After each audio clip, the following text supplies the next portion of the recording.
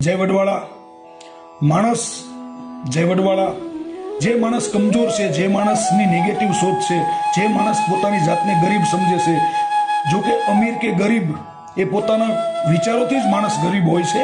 ઝવેરચંદ મેઘાણી દરિયાકાંઠે નીકળ્યા, એક ડોશીમાં પથ્થર લઈને જતા હતા. મેઘાણી બાપુએ પૂછ્યું કે તમારો દીકરો નથી, માં આટલી ઉંમરે કેમ કામ કરો છો? માએ કીધું મારે એક દીકરો છે, શેઠની હવેલીમાં શેઠનું વાહન ચલાવે છે દરિયામાં, હું શેઠની હવેલીમાં કામ કરું છું, પણ વાહન ડૂબી ગયું, મારો દીકરો પાછો થયો. ત્યારે મેઘાણીએ પૂછ્યું કે શેઠે કઈ વળતર આપ્યું કે ન આપ્યું? કે શું વળતર માંગવું, એનું વાહન ડૂબી ગયું અને હું નવરો દેહ ભગવાને રાખ્યો તો કામ કરું છું. તો લ્યો, ભગત બાપુએ કીધું આમાં શેઠ કોણ? એટલે માણસ પોતાના વિચારોથી ગરીબ હોય છે. એટલે એનબીએ પોતપોતાની જાતને કોઈ દીવો બાળીને તો કોઈ પોતાની જાતને ઘસીને અંજવાળી છે.